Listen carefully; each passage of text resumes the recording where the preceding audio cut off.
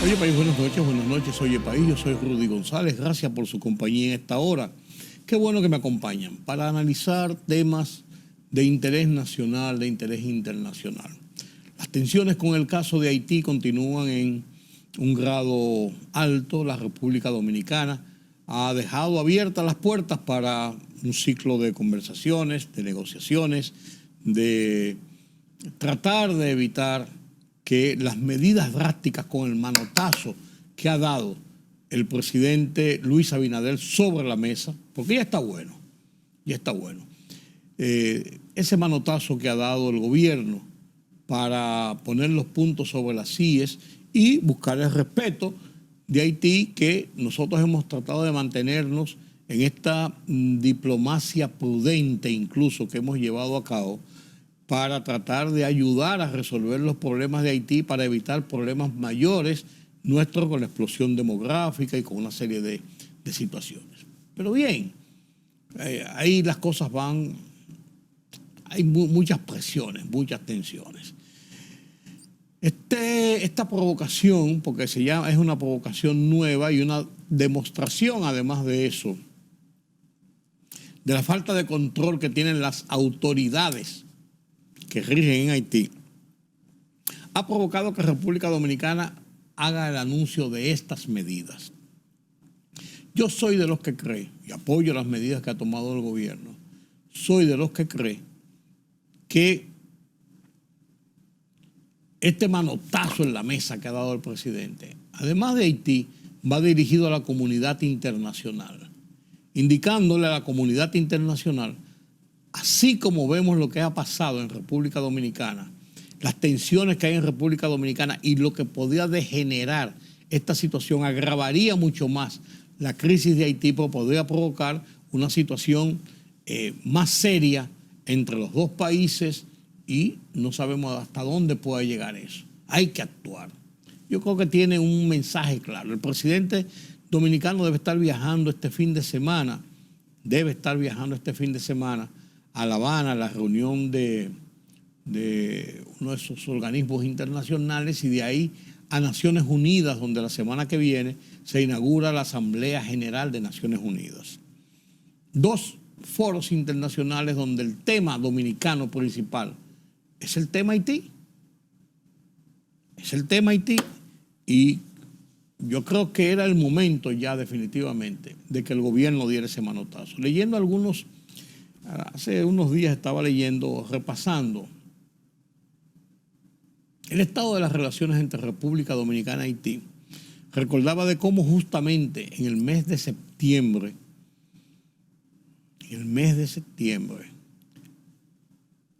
del 1963, hace 60 años, teníamos las mismas tensiones con Haití, motivadas por otras situaciones, por las mismas tensiones que tradicionalmente hemos vivido de cara a Haití. Era aquel problema de Bosch con León Cantave y la situación con François Duvalier, que acusaba a República Dominicana de haber permitido que León Cantave, un coronel del ejército haitiano, se entrenara en República Dominicana para ir con planes subversivos a derrocar ese gobierno.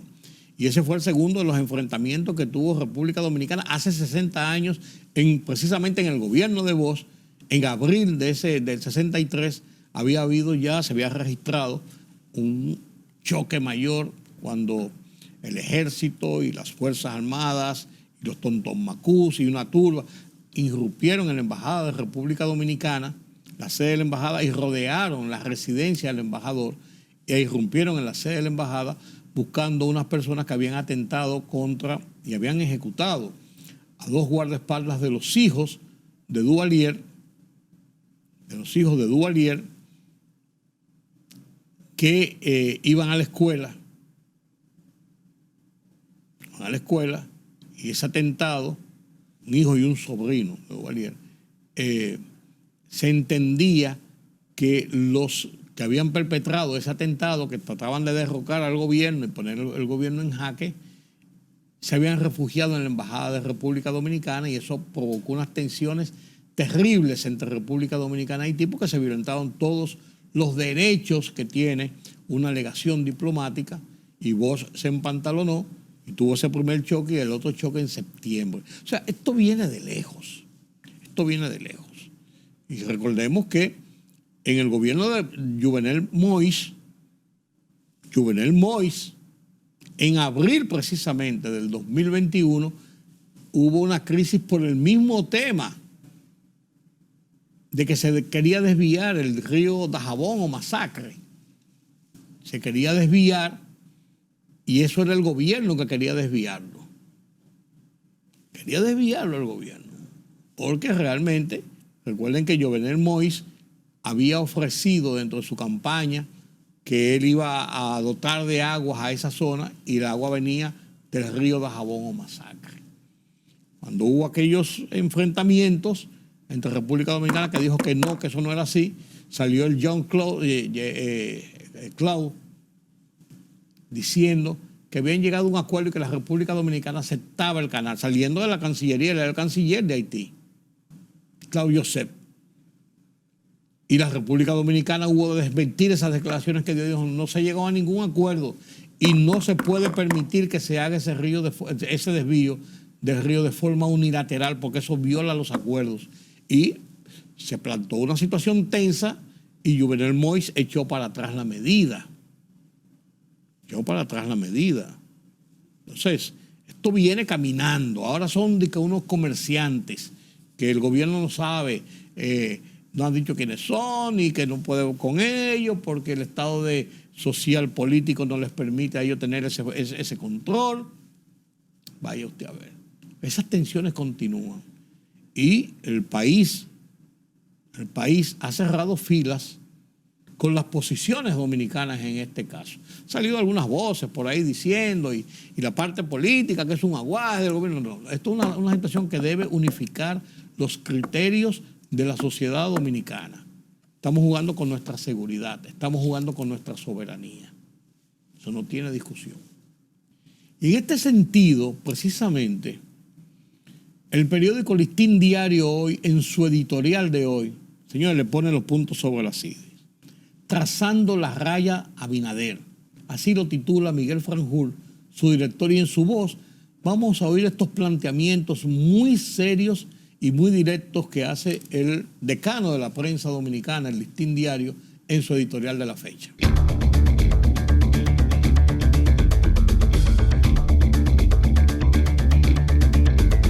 Con la seguridad nacional expuesta a profundos riesgos por la situación de violencia e ingobernabilidad de Haití, la defensa de nuestra soberanía se convierte ahora en una política de alta prioridad para el país. Los límites a lo que es intolerable y nocivo para esa soberanía han comenzado a definirse en la raya Abinader, esbozada ayer en un conjunto de acciones aprobadas por el Consejo de Seguridad Nacional. El cierre parcial del paso migratorio de Dajabón, uno de los más importantes de toda la frontera, es la primera acción de desaprobación y advertencia frente a los planes de grupos poderosos haitianos de abrir un canal derivador de las aguas del río del mismo nombre. Esa sola acción, llevada a cabo con desafiante actitud por esos grupos haitianos, representa un atentado directo contra la economía regional, violando a la vez un tratado de paz y amistad de más de 80 años. En paralelo con esta denuncia sobre la violación de ese tratado, el gobierno dominicano ha dispuesto la suspensión de emisiones de visas a los haitianos, prohibición de entrada de los responsables de la ilegal obra y advertencia de un cierre general de la frontera. Para validar este radical y responsable acto diplomático, el presidente Abinader ha dispuesto elevar el nivel de concentración de tropas a todo lo largo de la línea divisoria desde el momento mismo en que entre en vigencia el cierre general. Frente a la grave provocación haitiana, la República Dominicana tiene que mostrar claramente sus músculos militares y diplomáticos para influir en una solución del conflicto sin que tengamos que llegar a respuestas punitivas más duras. Con el agravamiento de la situación interna de Haití, donde predomina un vacío de poder, las posibilidades de una intervención de fuerzas extranjeras son más objetivas. Si se materializa, como luce inevitable, la raya Abinader trazada ya puede resultar en el escudo o blindaje de la soberanía y de la seguridad nacional a la hora en que las fuerzas centrífugas de la violencia armada hagan impacto en la frontera. Es más imperativo y se justifica en estos momentos desplegar equipos militares blindados, más apoyo aéreo y marítimo y más tropas frescas para garantizar que si la frontera se cierra el jueves, el efecto disuasivo sea mayor. La patria necesita que sus fuerzas de protección estén ahora en su punto máximo de alerta para que la raya Abinader, que es la esencia de la defensa de la soberanía, se mantenga inquebrantable.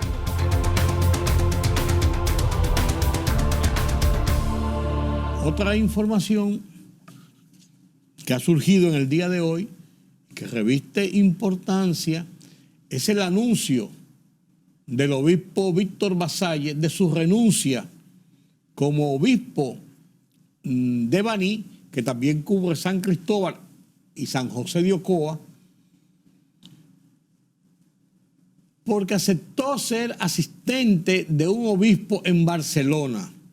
Y para irse como asistente de ese obispo en Barcelona, ahí estoy bien, Twingo, ese obispo en Barcelona, para irse como asistente, tenía previamente que renunciar al obispado de Baní. Pero eso como que deja muchas suspicacias. Víctor Vasalles, 62 años, nacido en Barcelona precisamente, viene por allá catalán.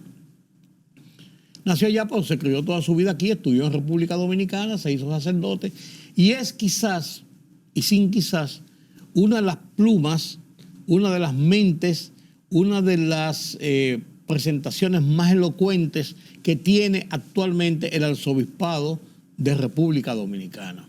Un hombre con muchas luces, con una formación muy recia, una muy buena formación, que ha sabido meterse en la sociedad, pero que ha tenido serios problemas, porque se le ha visto en muchas ocasiones como una persona con ciertas apetencias de poder dentro de la oligarquía católica. Cuando hablo de la oligarquía no lo hablo en términos económicos, sino de posiciones de la Iglesia Católica. Era un hombre del cardenal. Era su segundo, cuando el cardenal era arzobispo de Santo Domingo, además de ser cardenal. Quería ser rector de la Universidad Pontificia Madre y Maestra. Y apostó por esto y allí se barajaron cosas y finalmente quedó fuera cuando Agripino salió. No solamente quedó fuera cuando Agripino salió, cuando él pensó que iba a entrar, que ya estaba todo ahí, Agripino se reelige y le dan 2 años más a Agripino al frente de la rectoría de la Pucamaima. Después es conocido que hubo en los entresijos, los vericuetos de la iglesia, se ha comentado mucho de su rompimiento con el cardenal Nicolás de Jesús López Rodríguez, cuando se hicieron aquellas denuncias sobre las ventas de los terrenos donde está la Casa de San Pablo para construir un centro comercial en esa zona. Se comenzaron a circular versiones sobre que todo no fue claro, que había irregularidades, bla, bla, que nunca se probaron, pues se mencionó el tema.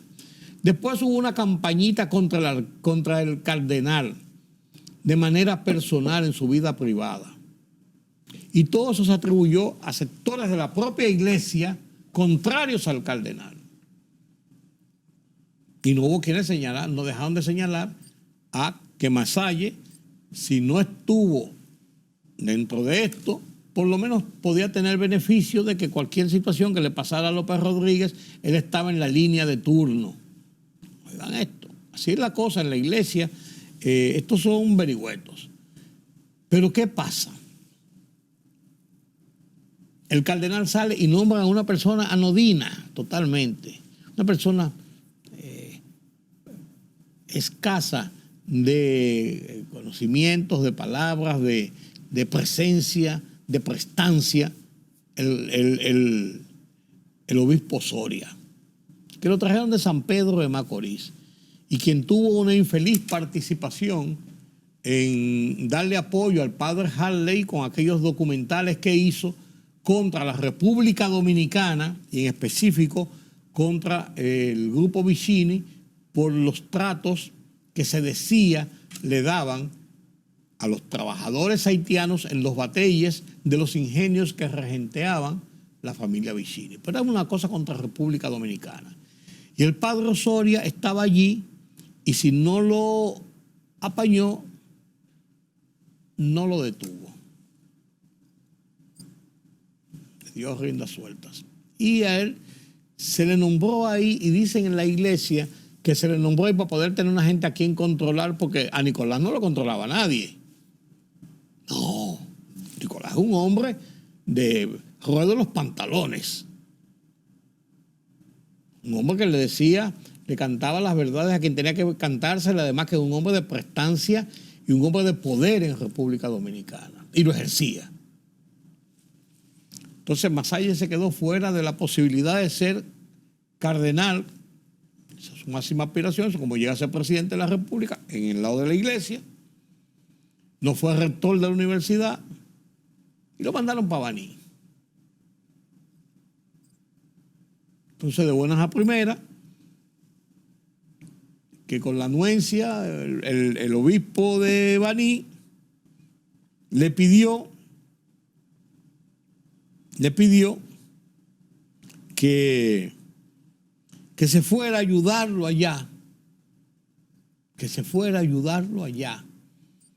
Y él, como viene de Barcelona, decidió cambiar de rumbo, cambiar de vida, dejar de ser obispo de 3 provincias para irse a ser asistente allá en Barcelona. 0 mata 0, rayita cruzada, como que no cuadra. Pero bueno. Entonces, ahí hay mucha tela por donde cortar y muchas conjeturas a lo largo del día de hoy sobre esta renuncia del padre Massaye. Lo que se está viviendo en la Iglesia Católica en Roma, en el Vaticano y a nivel mundial, es un verdadero cisma, porque está el ala de las reformas que está impulsando el padre Francisco, hablando de la inclusión de la mujer en la iglesia, hasta ha hablado de que podían ser sacerdotisas, lo de la homosexualidad y los LGBT, que los acoge, sobre temas sobre el aborto, sobre los matrimonios gay, incluso, que eso hay que darle la bendición de Dios. O sea, hay una serie de cambios en la visión del Vaticano hacia el regenteo de la Iglesia Católica, mientras hay un ala conservadora, que sigue siendo conservadora, que está en guerra en el Vaticano y eso está irradiando en muchas partes del mundo. ¿Dónde encaja Massaye en eso? Yo no sé. Pero hay cosas en la iglesia. Y esta renuncia es parte, no cabe duda, de todos esos entresijos y todos esos comentarios y todas esas versiones y todos esos rumores de que se está hablando en República Dominicana y en muchas partes del mundo sobre la Iglesia Católica. Así las cosas. Permítame la pausa.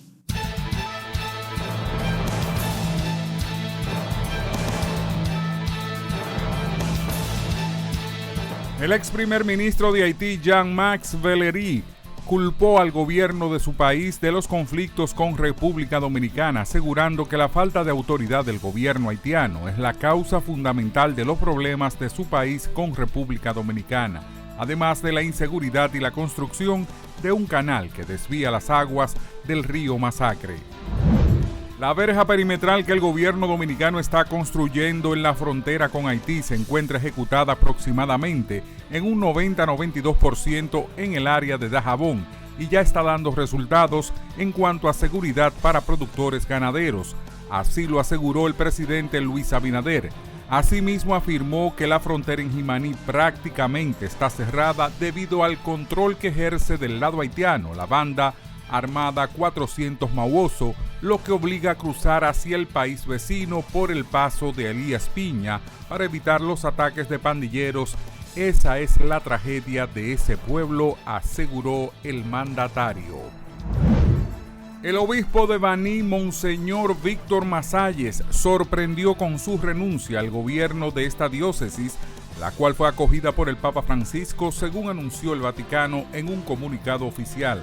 La sorpresiva renuncia de Masalles dejó sin obispo ordinario la diócesis de Baní, que será dirigida de manera provisional por un administrador apostólico, hasta tanto el Papa Francisco designe un nuevo obispo ordinario. Como administrador apostólico fue designado Monseñor Faustino Burgos Brismán, actual obispo auxiliar de la Arquidiócesis de Santo Domingo. La Junta Central Electoral inició la impresión de boletas que serán utilizadas en las primarias del Partido Revolucionario Moderno PRM, que se celebrarán el 1 de octubre. El calendario de actividades administrativas de las primarias internas incluye la impresión de las boletas. El proceso de inicio conlleva la clonación de los equipos informáticos y la organización de los materiales a ser utilizados en el proceso.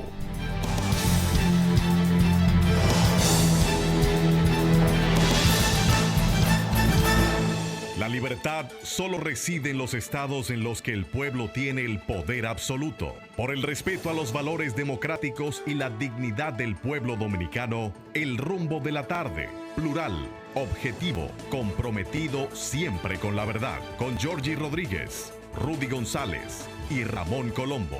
Los poderosos ya están en el aire.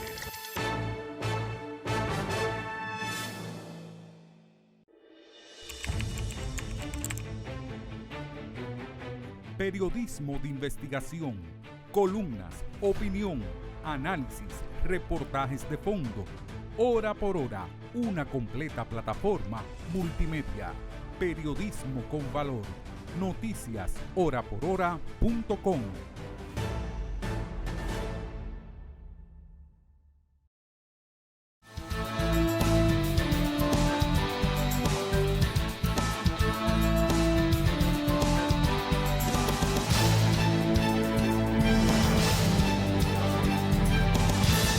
Gracias por continuar con nosotros aquí en Oye País. Esta semana se registraron 2 aniversarios de acontecimientos importantes en nuestra América. Primero, 1973, hace 50 años del derrocamiento y muerte del presidente Salvador Allende en Chile, y hace 22 años el ataque terrorista a los Estados Unidos de parte de Al Qaeda, que derribó las Torres Gemelas, atacaron el Pentágono y cayeron después un avión con tripulantes y con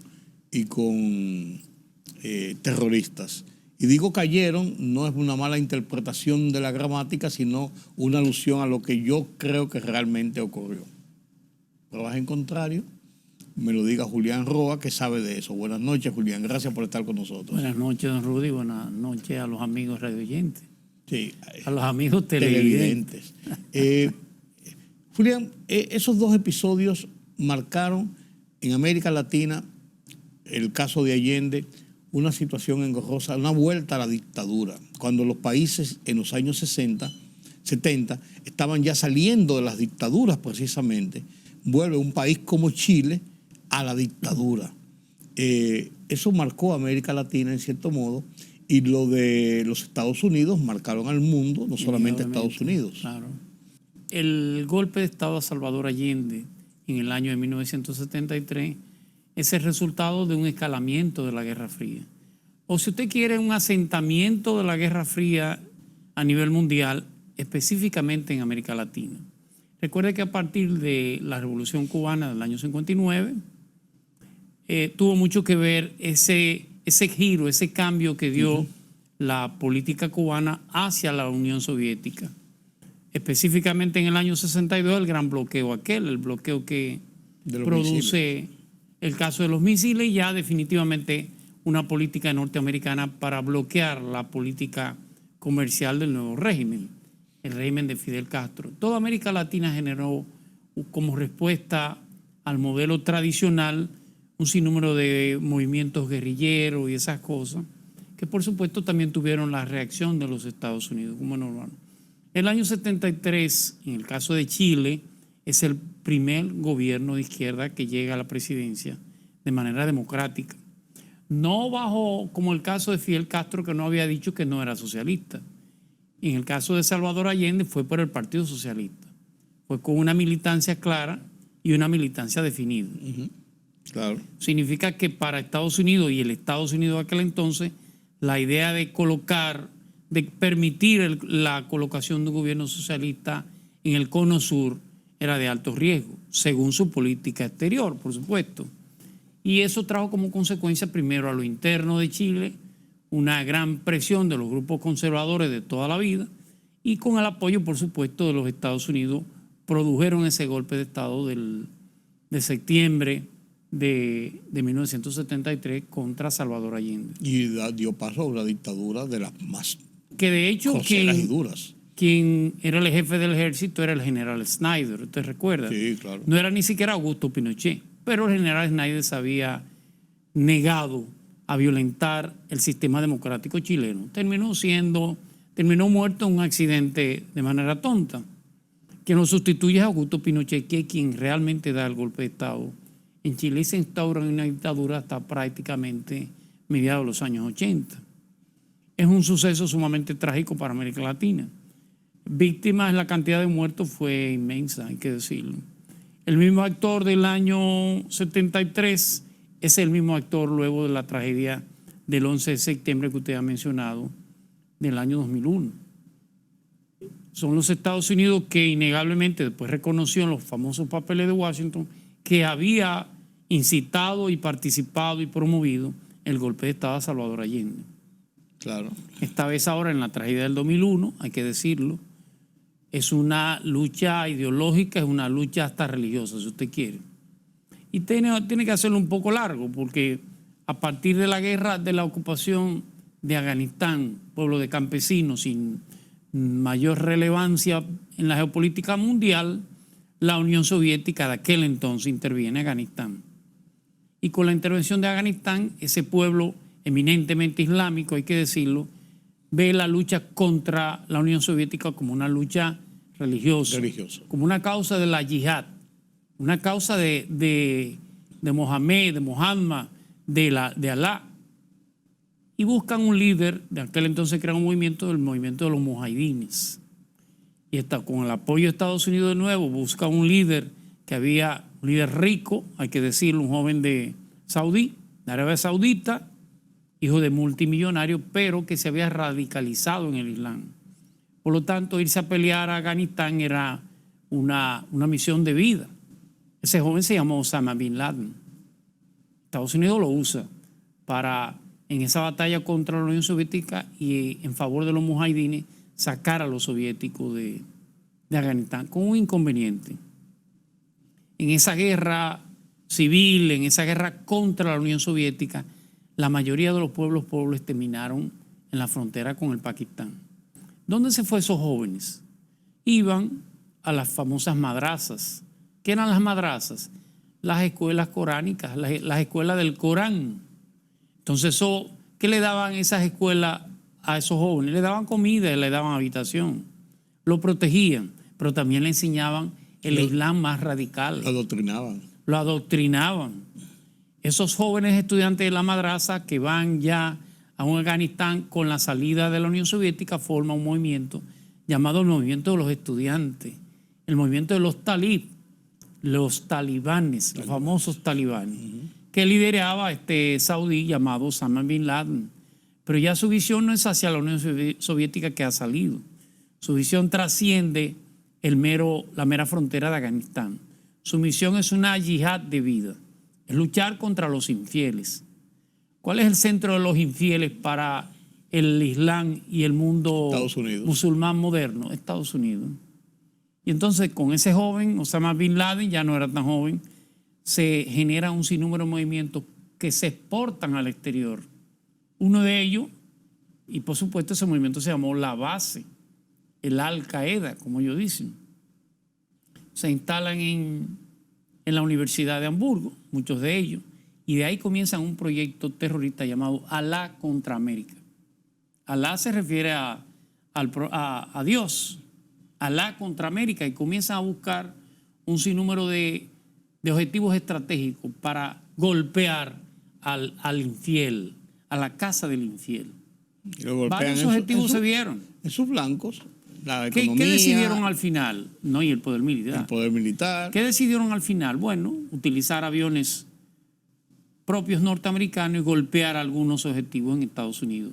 El grupo que fue de Hamburgo, de Alemania, Mohammed Atta, el Sheikh Mohammed, Zakaria Musawi, un grupo de ellos inclusive se entrenaron en la aviación en Estados Unidos, en escuelas norteamericanas. Aprendieron a volar los aviones que iban a usar como arma. Ameata se quejaba de que no le gustaba que las mujeres fueran instructoras, porque él no soportaba que una mujer pudiera instruirlo. Pero tenían una peculiaridad. El tema del aterrizaje para ellos no era importante. El poder manipular el avión para llevar los objetivos. Sin embargo, estuvieron en varias escuelas de los Estados Unidos, sobre todo en la Florida. Los equipos de seguridad norteamericanos no se percataron de eso. Inclusive uno de ellos, Zakaria Musawi, fue preso en España un año antes y dijo, viene lo más grande que ustedes se puedan imaginar. Tampoco pasó nada.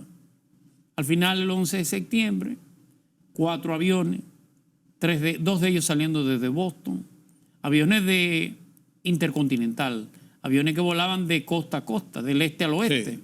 Por lo tanto, eran aviones de más de 12 horas y 8 horas, y llenos de combustibles.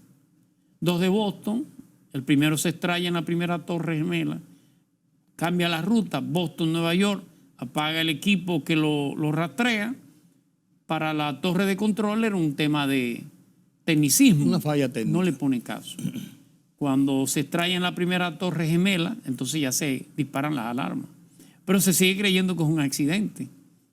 Y alrededor de 15, 20, media hora después, impacta al segundo avión. Ya ahí la cosa era diferente. Ya se dan cuenta que no es un tema de accidente.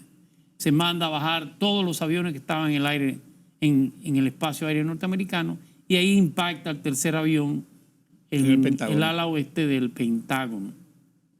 Pero todavía hay un cuarto avión que no aparece.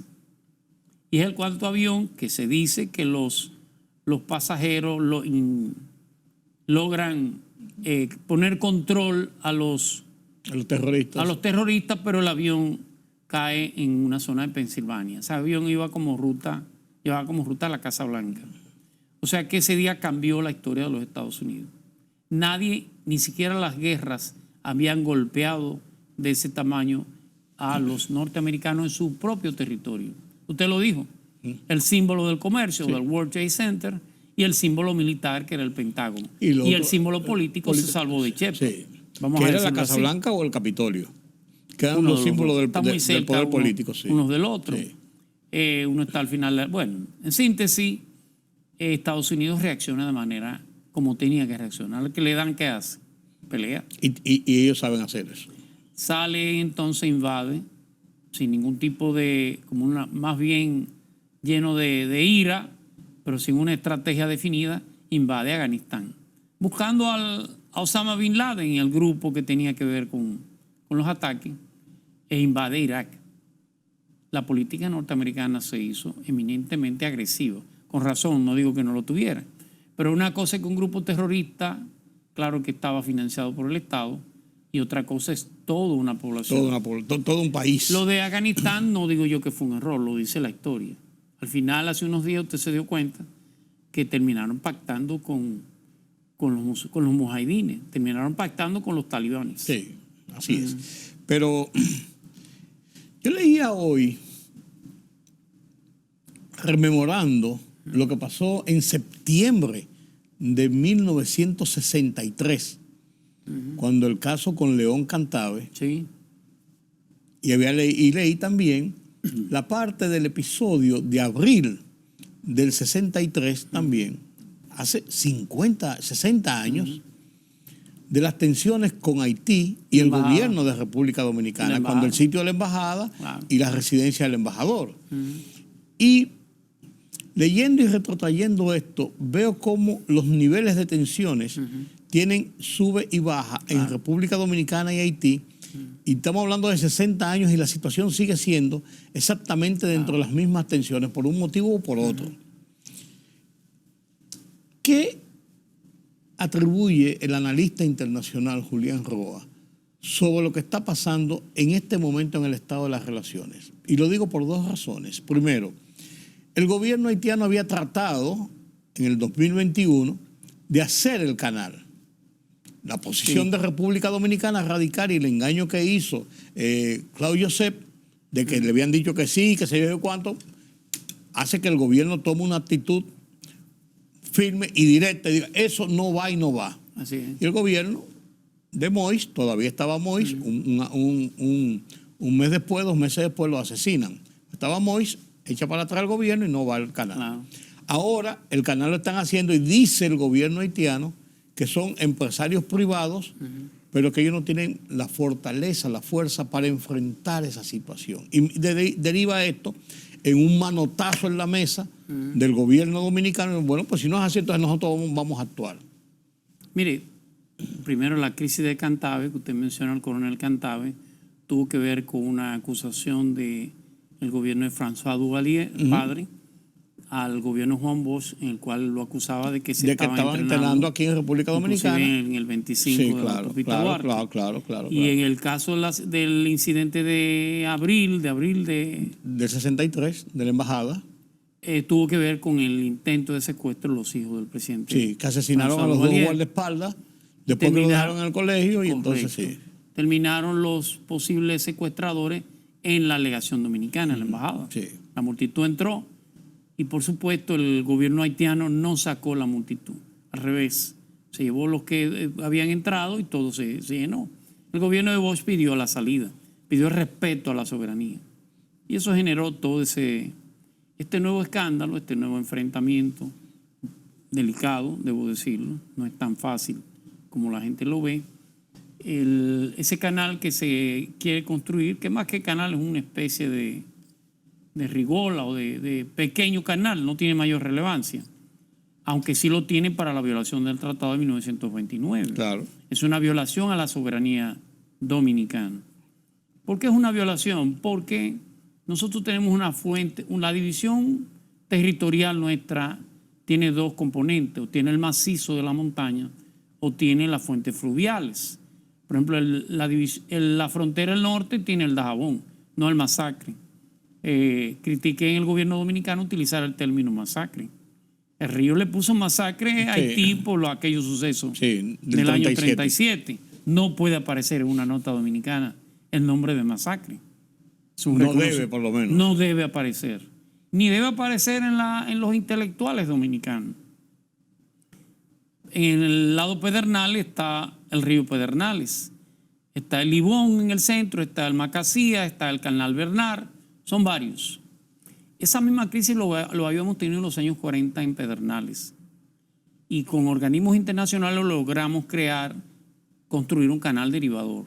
Es un canal que cuando el Pedernales tenía agua, derivaba las aguas en las dos naciones. Por lo tanto, se hacía una especie de equidad en la distribución.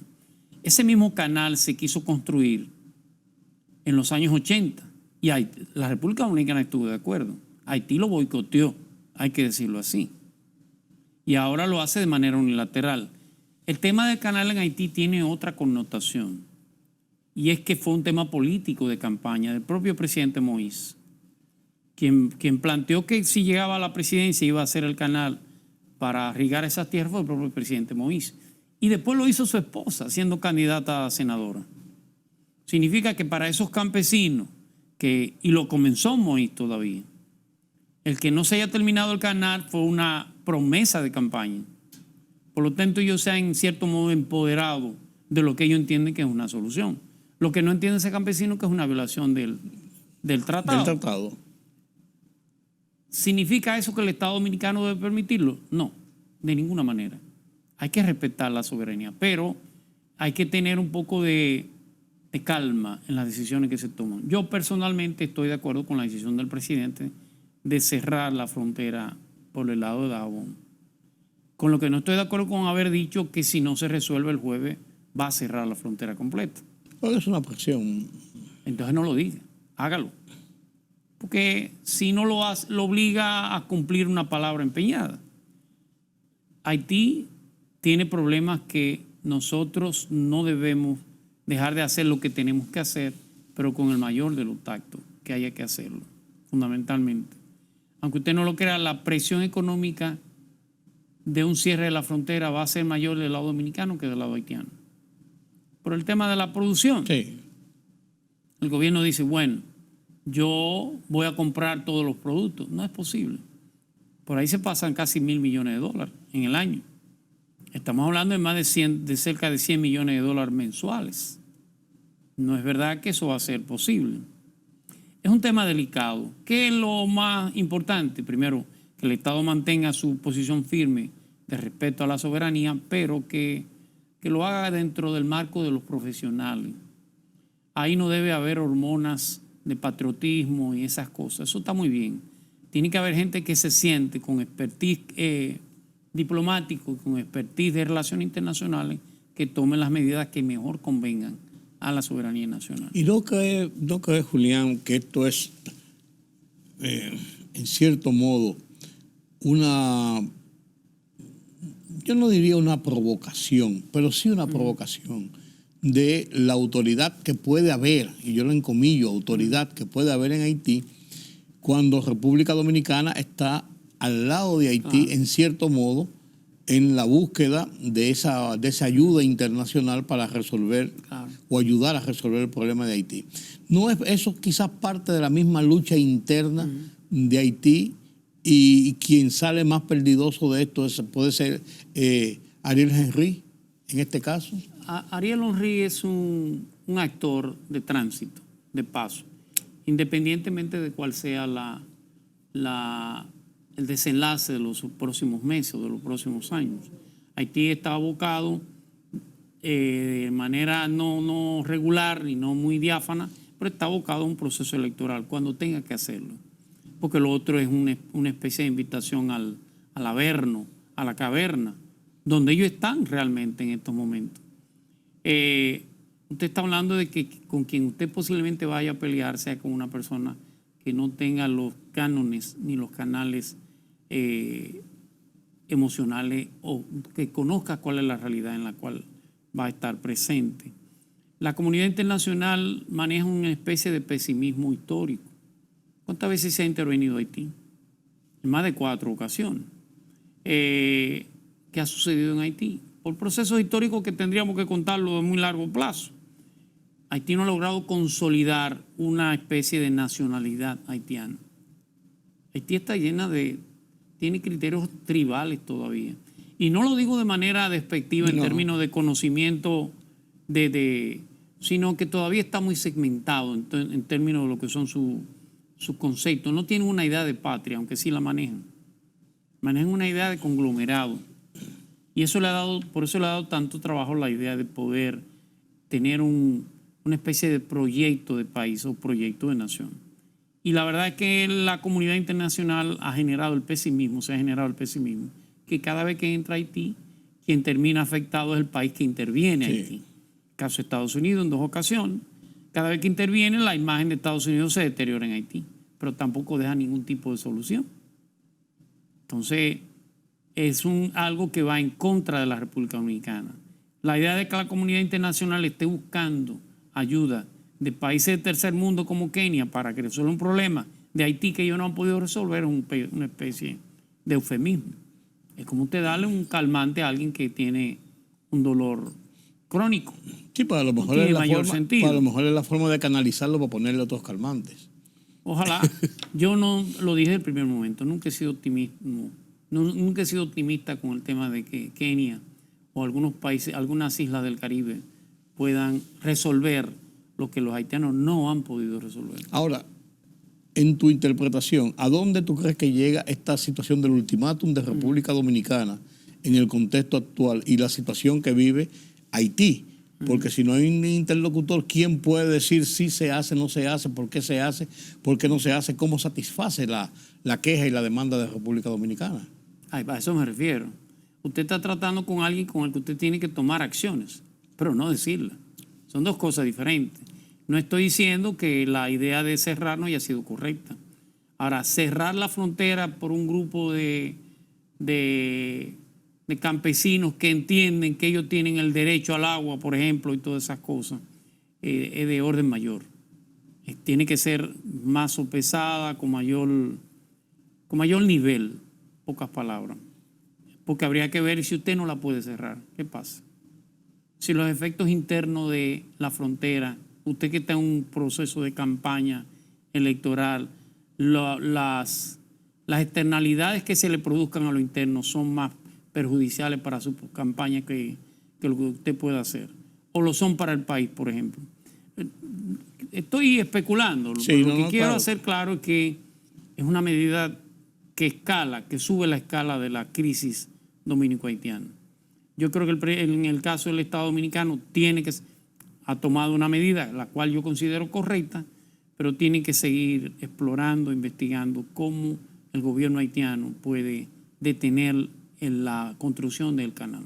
Fíjate que en el artículo 5 de las medidas, Sí. lo que se habla es de la convocatoria inmediatamente de la Comisión Bilateral para tratar de buscarle una solución Así es. mediante el diálogo antes que recurrir a la segunda fase Sí. del cierre total y todo esto. Claro. Bueno, le insisto, en la Comisión Mixta Bilateral, en este caso, Que ha fracasado toda la vida. pero es un instrumento que existe. Es lo que te iba a decir, es la única forma, Claro. parece posible para establecer un diálogo. Yo no sé si usted recuerda la crisis del 94. 94, ¿no? Cuando el presidente Aristides se va a Naciones Unidas Ok, y nos claro, acusa de claro, esclavistas. claro, y y todo dice, eso. miremos hacia aquel lado que no están nuestros enemigos. Entonces, una de las salidas que buscó el doctor Balaguer, ya yéndose de gobierno, fue la creación de la Comisión Mixta Bilateral, que tiene sus defectos, tiene sus debilidades, pero es lo único que existe. Es el único instrumento de comunicación que tenemos con cierta validez. ¿Tiene la Comisión Mixta Bilateral o puede el gobierno de Ariel Henry detener ese grupo de campesinos que, como ellos dicen, lo que están haciendo es un convite? Un convite en el campo, lo que nosotros le llamamos un convite. Sí, un convite. Es una agrupación de haitianos que quieren ver un canal como un anhelo, como un sueño. No es tan sencillo, le repito, es complicado.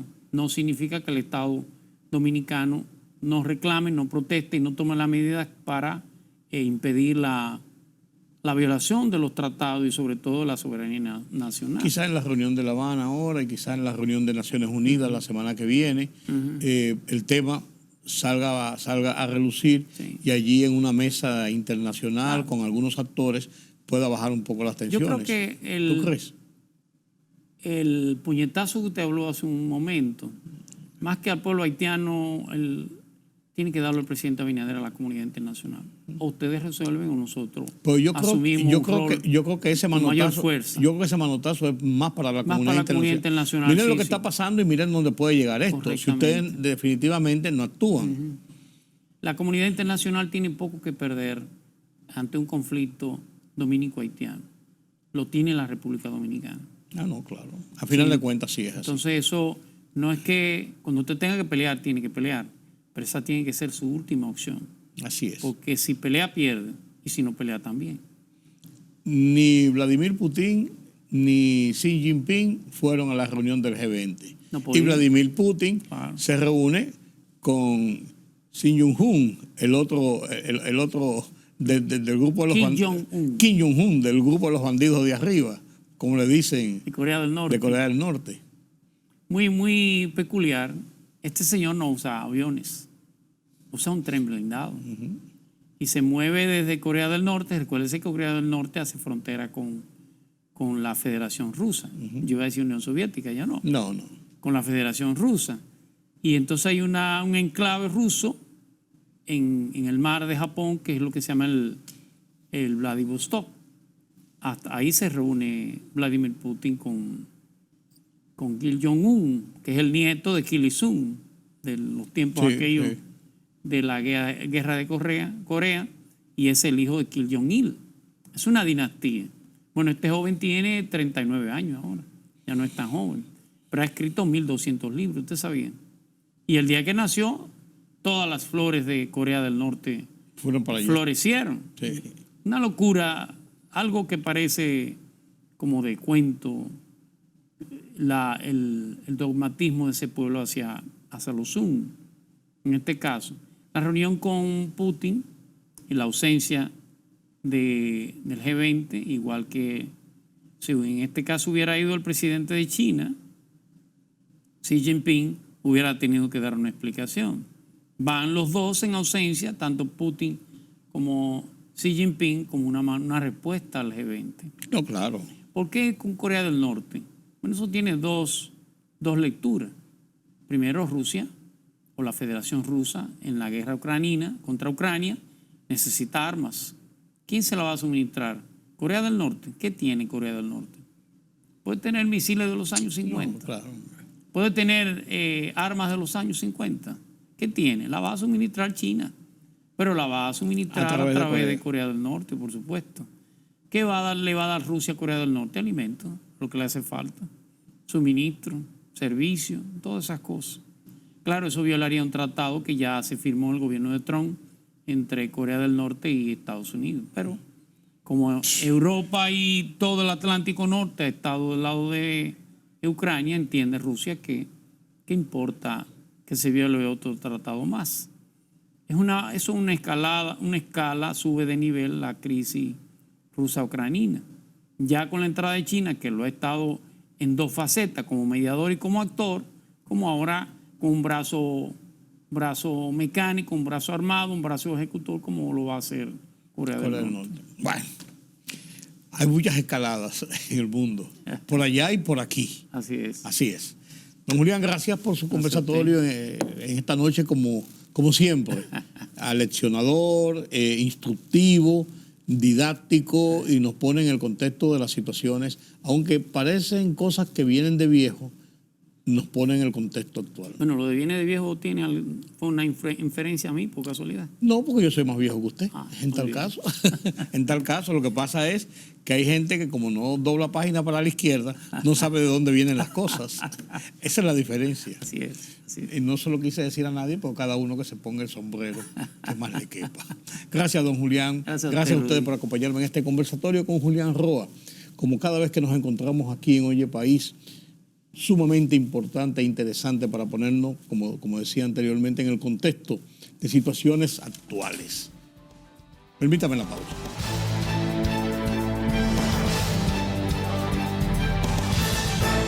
La libertad solo reside en los estados en los que el pueblo tiene el poder absoluto. Por el respeto a los valores democráticos y la dignidad del pueblo dominicano, el rumbo de la tarde, plural, objetivo, comprometido siempre con la verdad. Con Georgie Rodríguez, Rudy González y Ramón Colombo.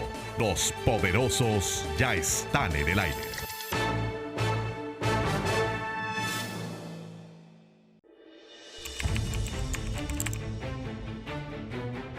Periodismo de investigación, columnas, opinión, análisis, reportajes de fondo. Hora por hora, una completa plataforma multimedia. Periodismo con valor.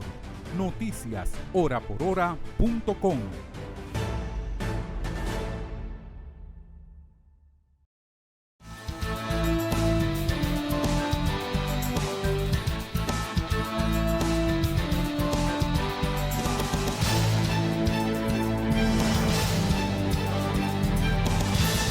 El mundo de las internacionales nos los presenta Pedro Vargas desde la redacción central de Oye País.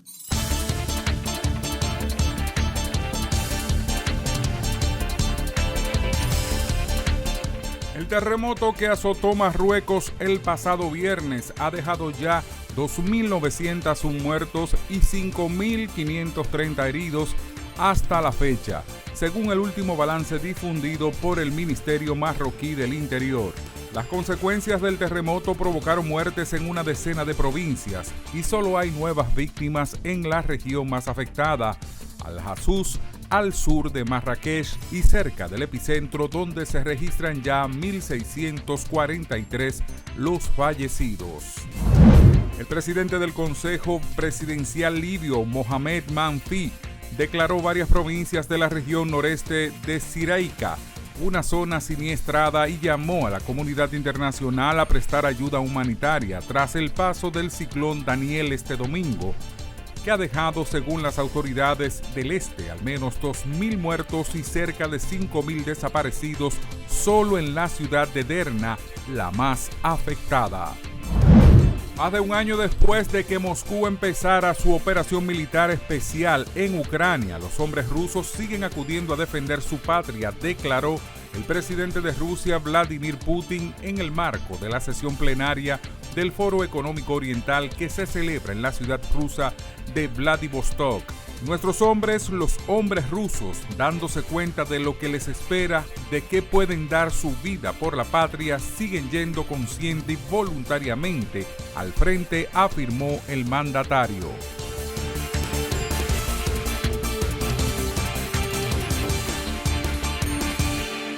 Así llegamos al final de esta emisión de Oye País. Gracias por su compañía en esta hora. Yo soy Rudy González. Los convoco para mañana nueva vez aquí en Color Visión. Pasen un feliz resto de la noche. Nos vemos mañana.